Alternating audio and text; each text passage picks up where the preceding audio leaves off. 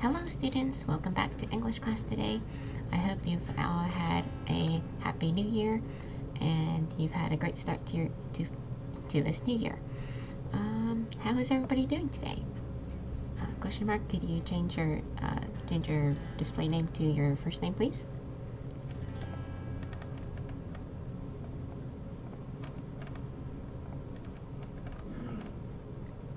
Okay, so looks like it's just the two of you, so while we wait for some other people to join, we can start with some warm-up tongue twisters, okay? Okay, so let's start with this first one. Truly rural. Truly rural. Okay, say that 3 times fast. Truly rural. Truly rural. Okay. Hello. Hi, Jason. Happy New Year.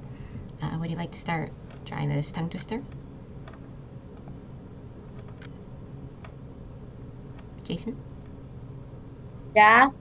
Can you try saying this tongue twister 3 times fast? Truly rural. Mm-hmm. Truly rural. Truly rural. Okay. Truly rural. Very good. Jinlin Chen, would you like to try this one? Truly rural. Truly rural. Truly rural. Truly rural. Truly rural. Okay, that's good enough. Thank you, Ray. Okay, next one. Bake big batches of bitter brown bread. Okay, say that faster. Bake big batches of bitter brown bread. Okay. Henry, would you like to try this tongue twister?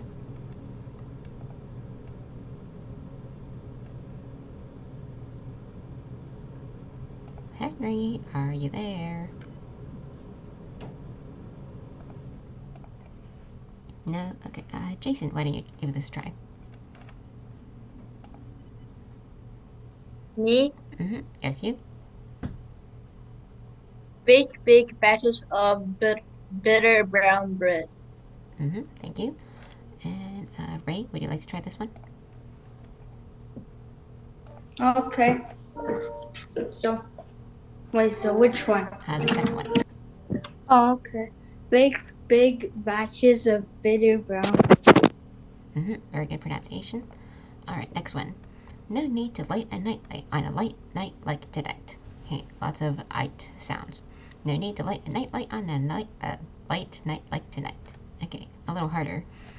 Jason, why don't you give this one a try?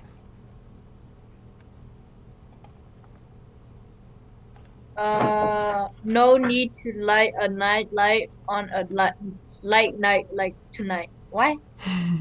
Yeah, so pretty much it's just saying you don't have to turn on your nightlight on light night like tonight. I know. I mean, like, why did I say? Why does it sound so weird?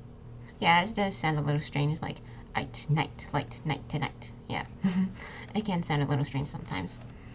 Ray, your turn. No need to light a night light on a light night like tonight. Thank you, Ray. Next one. You know New York, you need New York. You know you need unique New York. Okay, that is a harder tongue twister. So, kind of lots of N sounds and Y sounds, I guess. You know New York, I guess. Okay. Jason, can you try this one? You know New York, you need New York, you know you need unique New York. Yeah. Thank you, Jason. Very good. Ray, your turn. You know New York, you need New York. You know you need unique New York. Very good. Question mark? Would you like to give this one a try? You know New York, you need New York. You know you need unique New York. Thank you. And if you can, I'd like you to change that question mark to your first name, please. So I don't have to call you by question mark anymore. Okay. Okay, next one. You may have heard of this. Okay, here it goes. How much wood would a woodchuck chuck if a woodchuck could chuck wood? He would chuck he would as much as he could and chuck as much wood as a woodchuck would if a woodchuck could chuck wood. Okay, that's what that one's a little easier. Jason is confused, but yeah, I can take a bit of thinking. What's a So, woodchuck? woodchuck? Honestly, I don't really know. Someone or something that chucks wood, I guess. Okay. Wait, do I have to read it? Yeah, go ahead. How much would a wood how much wood would a woodchuck chuck if a woodchuck could chuck wood? He would as much as he could and chuck as much wood as a woodchuck could if a woodchuck could chuck wood. Huh? Yeah, still confused. Okay, thank you, Jason. Ray, would you like to try this one? How much wood would a woodchuck chuck if a woodchuck could chuck wood? He he would as much as he could, and chuck as much wood as a woodchuck would if a woodchuck could chuck wood. Okay, thank you, Ray. Again, it can take a bit of thinking, especially since there's a whole bunch of repeated words. It could get you confused.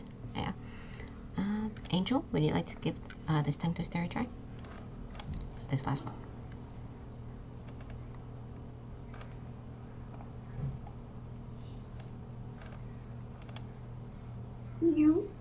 How much would a woodchuck check if a woodchuck could check wood?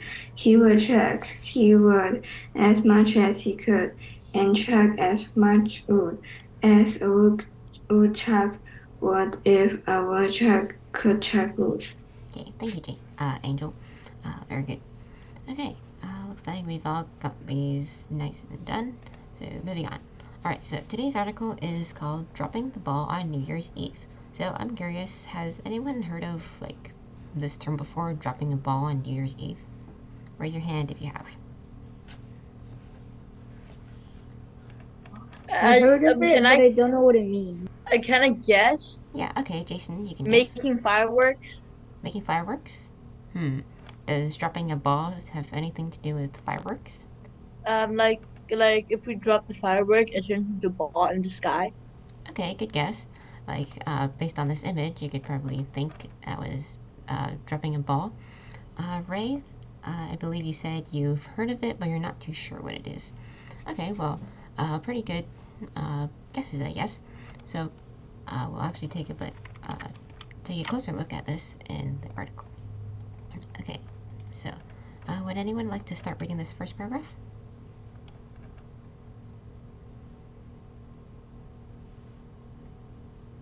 Anybody?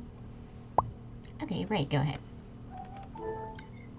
On December 31st, people all over the world stay up until midnight to welcome in the new year. When the last seconds of the year arrive, the countdown begins. 10, 9, 8, in many places around the world. People watch as a ball drops on New Year's Eve. One of the most famous places to watch a ball drop is in Times Square in New York City.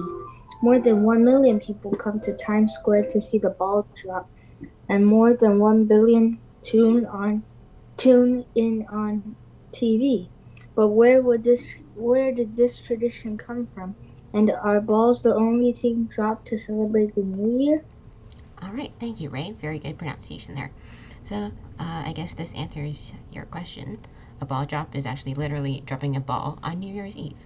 So, here it says on December 31st, people all over the world stay up until midnight to welcome in the new year.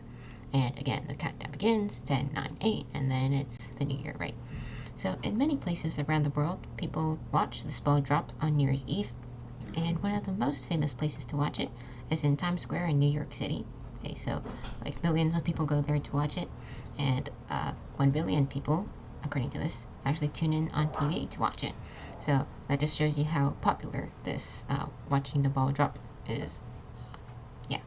So this then it says, where did this tradition come from? And are balls the only thing dropped to celebrate the new year? Okay, so kind of giving a little hint to what this article is going to talk about. Okay, next section. A long time ago. Okay, who would like to read this next paragraph?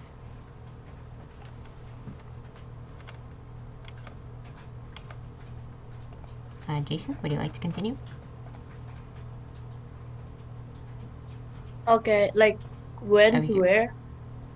Long ago, it was hard for captains of sailing ships to know where they were out in the ocean. Captains would use the stars to find out how far north or south they were. Finding out how far east or west they were was much harder. Oh, Okay, thank you, Jason. So this is like introducing a little wait, do I problem. continue? Okay, yeah, okay, Jason, go ahead. One way they could find their location was by comparing the time when the sun was at its highest point to when it was noon at the port they had just left. It was important for settlers to know when it was noon. Ports started building balls that would drop at the same time every day. Captains could look up from their ships and set their clocks when the ball dropped. Wait, what? Okay, so let me just explain this. So first, it gives a little problem how it was hard for captains of sailing ships to know where they were in the ocean. Like they don't have any technologies to, like, like or any maps to let them know how far they are in the ocean. But they could find out how far north or south they were based on the stars. But finding how far east or west was much harder. I don't really know how this works, but I guess you could just take it from here. So one way they could find their location was by comparing the time when the sun was at and its highest point when it was noon when they had just left. So it's like taking their location from based on like the time where the sun is at its highest point to when it's noon, like when they leave the port, like the dock. So it was important for sailors to know when it was noon. And so ports started building these time balls that would drop at the same time every day. So the captains would look up from their ships to set their clocks when the ball dropped. So for example, in this image, this is a dropped ball, like on this very tall tower where captains of these sailor captains, they could use their telescopes to like see when this ball would drop, and based on that, they could set their clocks. Okay, so it's like a little visual clock for them to see. Ray, would you like to continue reading here? The first time ball was built at the Royal Observatory in Greenwich, England in 1833. It was so popular that more than 150 time balls were soon built in other ports around the world. Today, GPS has replaced the old way of navigating with clocks. Most of the time balls have been taken down, but the tradition of marking time with a ball drop still happens on New Year's Eve. It's fun to count down to the end of the year. Watching a ball drop is a great way to know when the new year begins. However, people have started dropping things that are much more unusual than a ball. Thank you, Ray. I like that enthusiasm in your voice. Okay, so here it says the first time ball was built at the Royal Observatory in Greenwich, England in 1833. Okay, so it was so popular that more than 150 time balls are soon built in other ports. So this was most likely because it was very useful. Okay, but today GPS has replaced the old way of navigating with clocks. So before, remember how it said sailors used like the location of the sun to navigate, and also they also use time to know where they were in the ocean. But now we have GPS, which stands for Global Positioning System, I think. So like we don't need these time balls anymore. So most of them were taken down. But this tradition of marking time with a ball drop still happens on New Year's Eve. Okay, so there's a little interesting fact for you. Okay, and here it says it's fun to count down to the end of the year, and watching a ball drop is a great way to know when the new year begins. However, people have started dropping things that are much more unusual than a ball. Okay, so this is leading to this next section, which is anything but a ball. Okay, interesting. Okay, question mark, would you like to continue reading? Over here.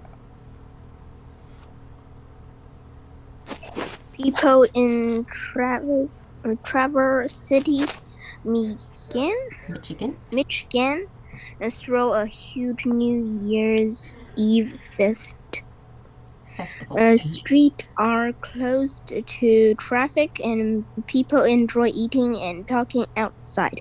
But instead of watching a ball drop at midnight, people turn their head to the sky and watch a giant cherry drop down. When city organizers start first start planning a party for New Year's Eve, they thought about what make the area special. This is a very Vibrant. vibrant Agricultural. agricultural community, said Mike Kent, his public relation manager for Traverse City Tourism. He remembers city organizers thinking that many farmers in the area grow cherries. They want to make their New Year's Eve celebration unique to their city.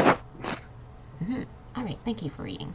So this is talking about an example of how people in Traverse City, Michigan, don't drop a ball, but instead it's a cherry, like this one in this image. So streets are closed to traffic, so no cars or trucks can drive through, and people enjoy eating and talking outside. But instead of watching a ball drop at midnight, people turn their heads to the sky and watch a giant cherry drop down. Okay. So why a cherry, you might ask? Well, here it says this place, Traverse City, is a very vibrant agricultural community. So lots of farms where they grow crops. So Mike Kent, who is the public relations manager for Traverse City Tourism, he remembers how city organizers think that many farmers in the area grow cherries. So he wants to represent that in the celebration. So they wanted to make this unique to their city, and they decided to do a cherry. Okay, kind of like this. So, yeah. Jason, would you like to continue reading this next paragraph? Every year. To like the when, no, every year, Yeah, that over here. part. Every year they decorate a sculpture of a cherry made from wire, wood, and lights. The cherry is raised in the air by a crane and then slowly drops as the seconds count down to midnight. What happens if it drops? Is there like candy inside? No, I don't think so. Here it says wire, wood, and lights. It's not like a pinata, although that would be nice. But it's just like this kind of structure that's formed like a cherry, I guess. So, to answer your question, I don't think there would be candy in there. Yeah. Okay, thank you, Jason. So, over here it says they decorate the sculpture of a cherry made from wire, wood, and lights. Like, this cherry is illuminated by lights. And the cherry is raised in the air by a tall crane and then slowly dropped as the seconds count down to midnight. And although you can't really see it in this picture, I'm pretty sure it's also like the old time balls like this. It's like on a stick, so it kind of slowly drops down. Okay. So yeah, and then when it's like officially the new year, like 0 o'clock, I guess, that's when the cherry is officially at the bottom. Okay. Angel, would you like to continue reading here, please?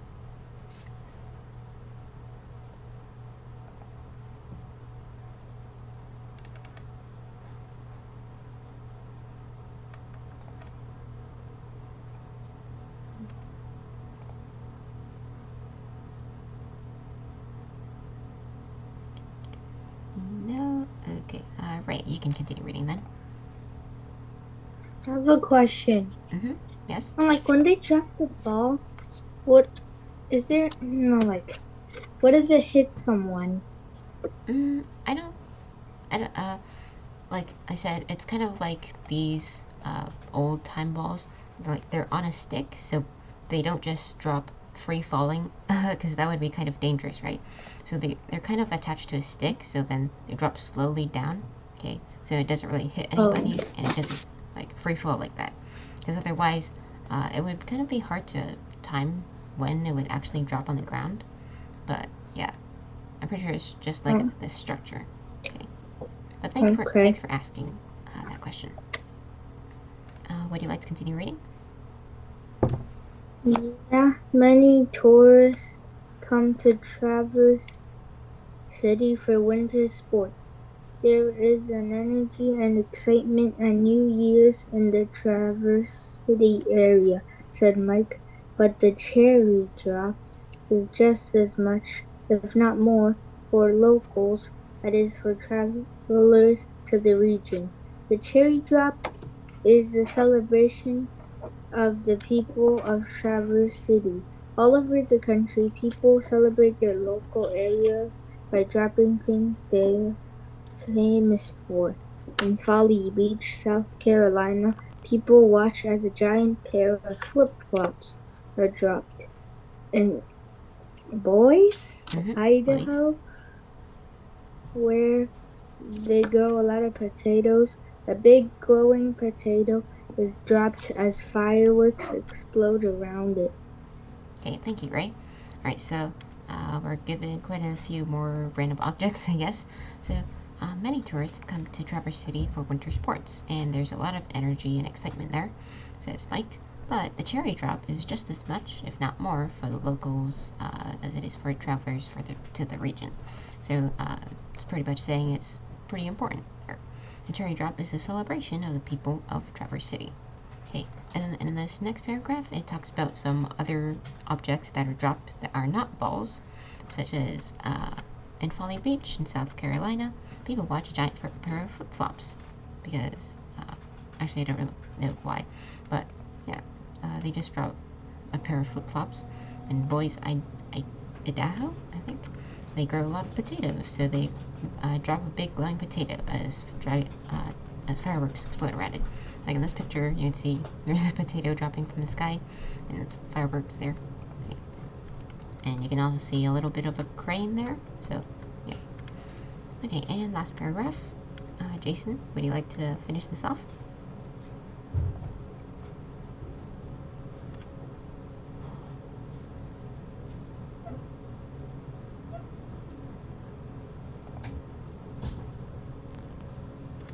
Wait, did you call me? Yes. Would you like to continue reading here? Sailors first started dropping balls to mark time long ago. These days, we do it just for fun. Whether it's a ball, a bunch of cherries, a pair of flip-flops, or a giant potato, watching an object drop is a great way to ring a new year. That is not a good way. you think? You think so? I mean, what if you got what if the thingy dropped on your head? Oh, that would be kind of tragic. Yeah. But I'm pretty sure that wouldn't really happen because it's like specifically designed not to do that, right? Because that would be kind of dangerous for the audience looking below. Yeah. Okay. So now that we've finished this article, I want to do this next activity, which is like a compare and contrast between an old time ball that was used in the past and a New Year's Eve ball. Okay, so think about the differences and the similarities. Okay, I'll give you about 10 seconds to think about that, and we'll collaborate together to fill in this Venn diagram. Okay. Wait, we have to say. You can think about it, but if you want to say it, Time ball is like time ball is like in noon, but New Year's Eve, like time ball happens every day at noon, yeah, exactly. I like how and you then New Year's Eve ball is like at night, at night every day. not every day, only once. Yeah, Like exactly. It's only once a year, like every New Year, right? So, uh, an old time ball is it's dropped. not. It's also not always a ball. It can be a potato. Yeah, exactly. Those are some differences. So let me turn this up. So these are a time ball is dropped every day at noon. Okay, and a New Year's Eve ball is dropped once a year. Uh, every New Year, I guess. Okay. And then you also said that time balls, or he also said that New Year's Eve balls, they can be different objects.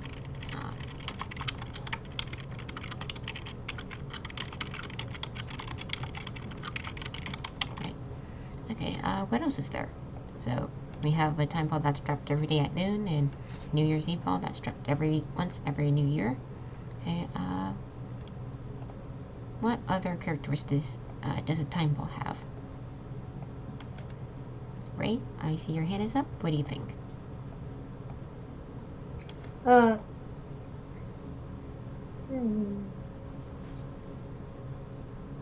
So think about these two uses. Are they any useful? Like, But what's the like purpose? before, the time ball was was used for time, Mm-hmm. and it was like necessary.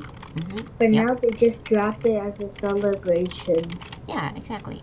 So the time ball is used to tell time in the old days, but now we only drop it for fun or for like celebrating the new year, right?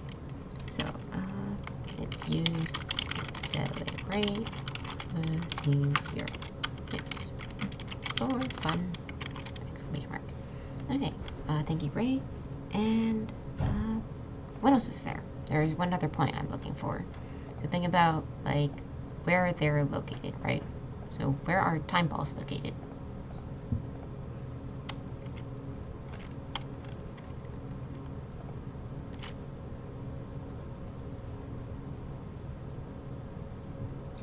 Like before, they were at like docks, Mm-hmm. Yeah, but so now it's in famous places like New York City. mm-hmm. Yeah. So time balls, they were located at docks to help sailors like, tell time. Or like, yeah, they were located at ports on high observations or high observatories or really tall buildings, like, yeah, observatories or buildings. Okay, and now the New Year's Eve ball, it's celebrated everywhere, but like it's like usually like around the world, I guess. So the most famous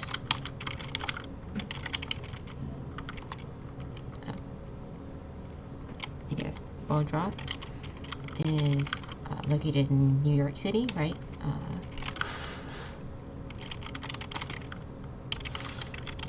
Okay, I am running out of room.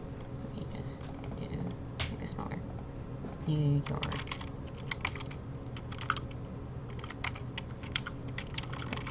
The celebration, but the drop is observed in different places, in many different places. Alright, and can anyone tell me the similarities between a time ball and a New Year's Eve ball?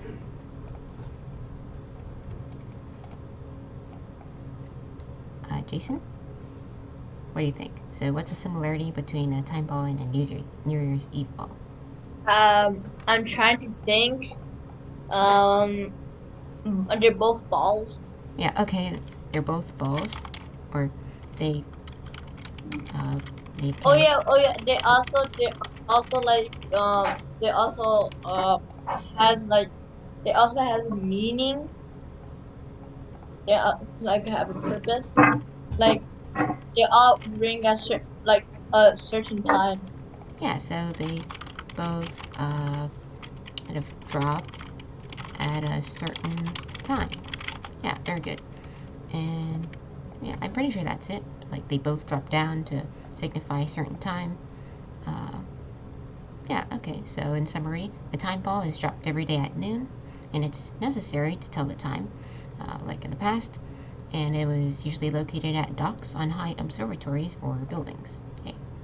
And in contrast, the New Year's Eve ball is dropped once a year, every New Year, and the ball can be different objects like a potato or a pair of flip-flops, and it's used to celebrate the new year for fun.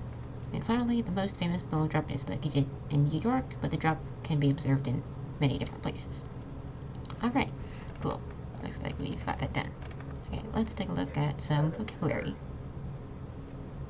Okay, who would like to read these out loud?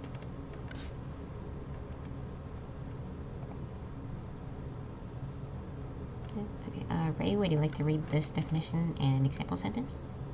Okay. Observatory, a building or place given over or to equip for observation.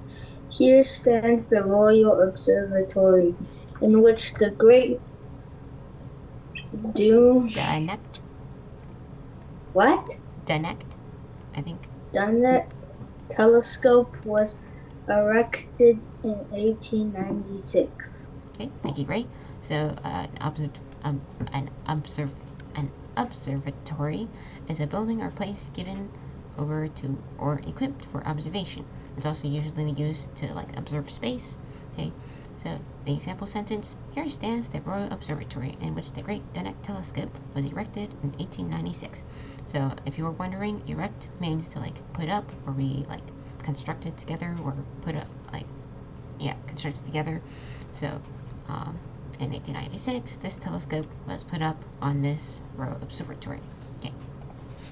Okay, next word, navigate. And this means to plan and direct the course of a ship, aircraft, etc., especially by using instruments of maps. Okay, like, for example, for thousands of years, sailors navigated by the stars. So they used the stars to, like, plan out where to go, like, in the ocean or something like that. Okay, next word, vibrant.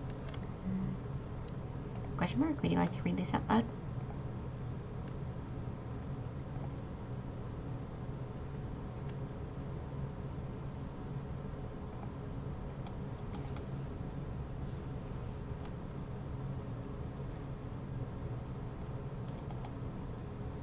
Okay, Jason? Yeah? Would you like to read this out loud? Vibrant, full of energy and life. She has a vibrant personality. Okay, thank you, Jason. Vibrant is full of energy and life. So, the example sentence, she has a vibrant personality. So, she's full of energy and life. Okay, it's an adjective. Next word, tourist. Henry, can you read these out loud, please?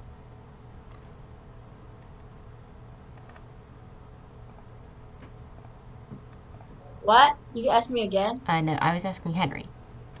Oh, I thought I heard Jason. Seems like Henry is not there. Ray, would you like to read these? Tourist, a person who is traveling for fun. The museum attracts a lot of tourists. Thank you, Ray. So a tourist is someone who travels for fun. Like if you travel for fun, then you're basically called a tourist. So the museums attract a lot of tourists. So lots of people who travel go there to this museum. Okay. And last, this is actually not a single word. It's like, it's like a term. Yeah. I kind of not remember that word. But anyway, it's bring in a new year. It actually means the act of celebrating the start of a new calendar year. So like bring in a new year is like to celebrate it. Okay, and the example sentence, we're going to New York to ring in the new year. Okay. Another variation is bring in a new year, which kind of means the same thing, but they can actually be used interchangeably. Okay. Alright, let's do some vocabulary exercises. So connect the vocabulary words to their corresponding synonyms. What would be the synonym for observatory?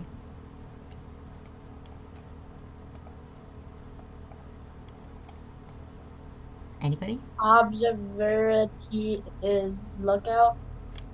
Yeah, it's like a lookout. It's very tall, remember? So you can see lots of places. Hey, what about navigate? Yes, Jason just said traveler. Actually, oops. It's not traveler. Okay, so what? Oh, no, I mean to sail. Yeah, I also messed up too. So think about it. Is a noun a verb, a person, place, or thing? Adjective? What is it? Yeah, it's the sail. Navigate is a verb. Oops, I made the same mistake too. So yeah, navigate is the sail, or like, yeah, navigate. It's not a traveler because navigate is a verb, a traveler is a noun. Okay, that's kind of person. What about vibrant? Ray, can you tell me what the synonym for vibrant is? Lively. Lively. Very good. How about tourist? Traveler. Yeah, a tourist is a traveler. Don't get confused with that. And finally, ring in a new year. What Jason is pointing out, it means to celebrate a new year. Okay. Alright, awesome. Okay, so now I have this video which gives a little bit more information on timekeeping balls. Okay, so like it gives why, again, like why we used to use them, and how like a little bit more information on like the Is history that of a it. brick? Hmm? Is that a brick? Is this a brick? I'm pretty sure it's a representation of a building. Okay. Okay. Yeah, so let's take a look. Every New Year's in the US, we watch giant glowing balls drop from towers to mark the change of the year. When you actually stop and think about it, You can't see it? Here. Oh, you can't hear it? I'm pretty sure I shared my computer sound. Okay, how about now? this is a rather odd ritual. Can you hear it now? Yeah. Yeah? Okay, thank you, Ray. But it's rooted in past timekeeping methods. In the mid-1800s, no one wore wristwatches, nor did they carry around smartphones to keep updated on the time of the day. Nearly every person from these days and before kept time by the ringing of church bells. These loud dings would give everyone in the city a fairly accurate way of tracking the time of day, but they weren't perfect. Church bell dings could only be heard a certain distance away. For most people in cities, this didn't cause an issue, but for sailors, this was a problem. Sailors needed to maintain exact time to be able to accurately calculate their position at sea, and church bells just couldn't handle it. So, in 1829, a Royal Navy captain named Robert Wauchope proposed an innovative idea: to create a visual clock that could be seen through a telescope miles away. A ball on a pole was erected on a tower in Portsmouth, England. Every day at 5 minutes before 1 p.m., the ball would rise halfway up the pole. At 2 minutes before 1, it would rise all the way to the top, and finally at exactly 1 p.m., the ball would fall and create a large thud. The thud was used for local timekeeping, but the visual drop was used by sailors to track exact time. This new timekeeping device worked so well that in 1833, another one was built atop Greenwich Observatory. The concept later spread to the US, where the first dropping ball timekeeping machine was built in 1845 at the US Naval Observatory in Washington, D.C. As for why the balls were dropped precisely at 1 p.m., that has a lot to do with who operated them. The balls were typically kept atop observatories because they were already high locations and astronomers could keep the most accurate time. At noon and other significant times, these astronomers would usually be taking measurements and recording data. Because of this, a time of 1 p.m. was selected in order to best accommodate this schedule. As the years passed, timekeeping devices got better and more effective communication methods were developed. Time balls eventually grew unneeded, but that hasn't stopped them from being still operated in harbors across the world. Most are operated as tourist attractions now, but a few still serve practical purposes. So, these old timekeeping balls are the reason that every year at midnight on New Year's Eve, we watch a giant glowing orb descend a pole. Thanks for watching. If you enjoyed Okay, and there's the video. So hopefully now you get a better understanding of why these timekeeping balls have influenced like the present, Yeah. and now we use like these dropping balls to signify the new year. Okay, pretty interesting, I think. So pretty much in summary, there was this. The problem was that since most people use church bells to keep the time, but sailors couldn't quite hear them, like they're out in sea, right? So it's kind of far away. So the solution proposed by the Royal Navy captain, Robert Wauchope, I think, he proposed a visual clock, like this timekeeping ball. So that would be how, like at 1 p.m., the people that were operating them would kind of drop these balls, I guess. So yeah, and then the sailors out in sea they'd use their telescopes to see what time it was based on the location of that ball. Okay, and yeah, that's the video. Hope you enjoyed that. Okay, and now let's move on to some discussion questions. So, have you ever watched the New Year's Eve ball drop in Times Square, either in person or on TV? Yes or no? No. No, says Jason. Honestly, I haven't either. Neither in person or on TV. I actually, yeah. Anyone else? Ray, have you seen the ball drop in Times Square before? No. No? Yeah, I'm pretty sure most of us don't really, I guess, don't really watch it. Okay, well, moving on to the next question. Do you celebrate New Year's Eve with friends or family? And if so, what do you do to celebrate New Year's Eve? Okay, give you a few seconds to think about that.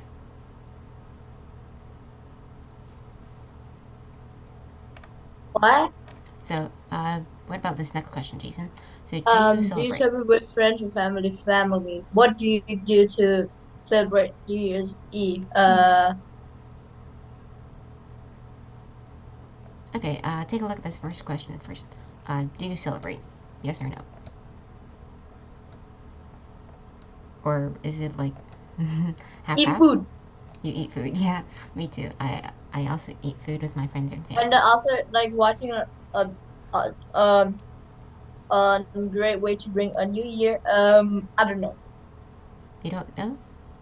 I mean, do you agree? Are there other ways you would prefer to celebrate New Year's Eve? Yeah. Mm-hmm.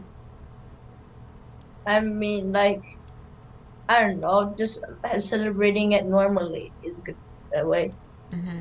Yeah, so you'd probably prefer celebrating with your family instead of just watching this random object drop from the sky, right? Yeah. Yeah. Mm-hmm. Yeah, I I mean, actually. if they drop like prizes, sure. Yeah, like a pinata. Like, if there is like prizes dropping from the sky, then you'd probably go there. But if it's just like this random ball dropping from the Free sky, money falling from the sky.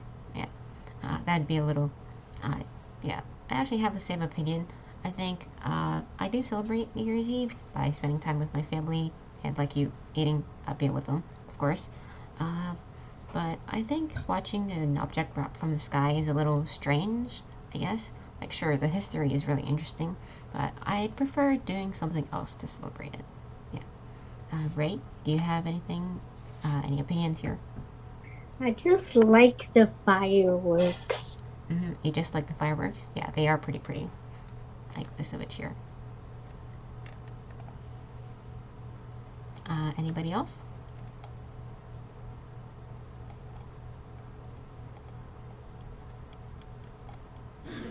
No? Okay, for this next activity, this is like, this next activity is a multiple choice quiz, I guess. So, I'm gonna put a link in the chat and go ahead and click on that. So this is basically like a multiple choice quiz to help me see how well you understand today's lesson. Okay.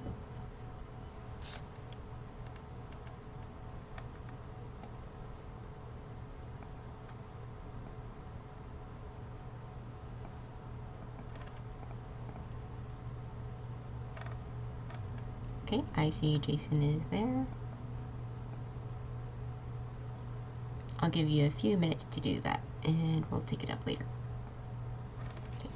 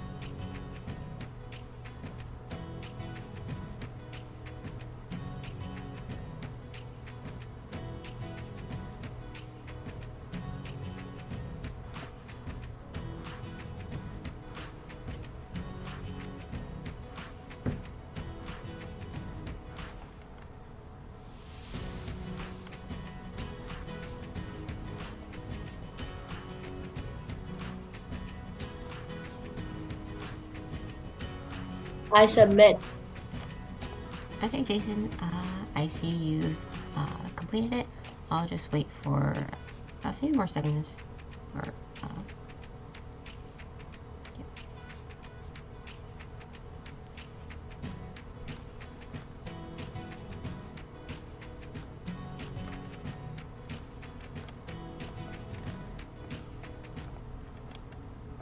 okay, it looks like most all of you have done this.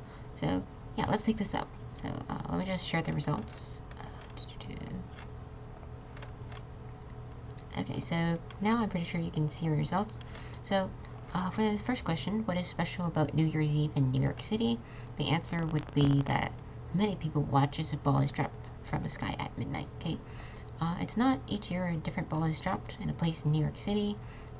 Although the article did mention how some other places they drop a different style of ball, I guess, but it's just that a lot of people watch the ball drop in New York City. Okay, and billions of people do not drop different sized balls because that would be very chaotic, like billions of people dropping balls at the same time.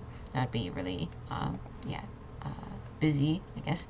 And people do not stay up to take part in the countdown to midnight because lots of people anywhere could do that. What's special about New York City is that lots of people watch the ball drop. Okay. Question 2. I'm pretty sure all of you also got this correct. The answer would be to this question, how did the tradition of the ball drop on New Year's Eve begin? It would be this last one. In the past, sailors kept time by using time balls. Okay, I'm sure you all know that. Third question, what makes the New Year's celebration in Traverse City special? Can anyone tell me the answer to this one?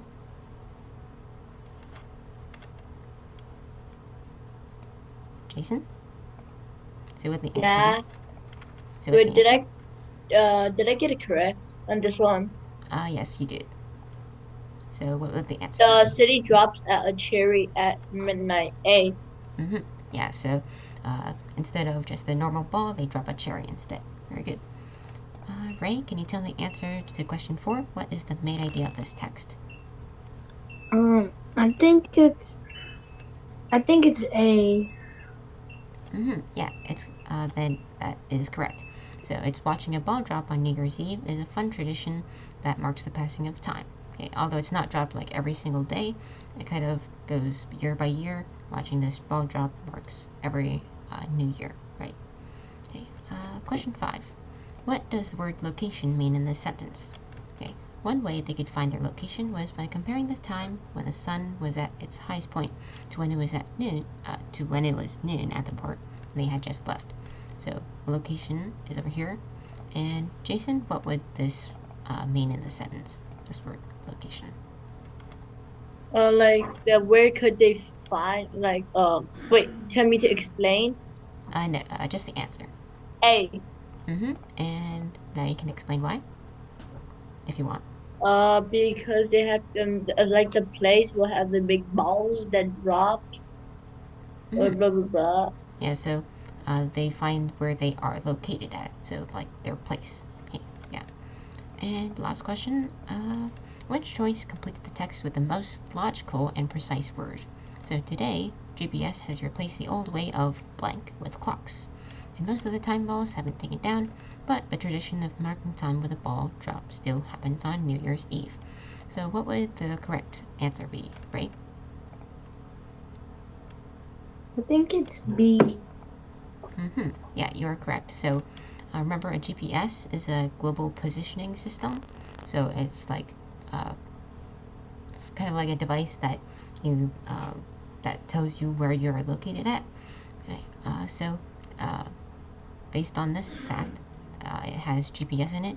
So this has replaced the old way of navigating with clocks. It's not observing with clocks. You don't observe with anything with clocks.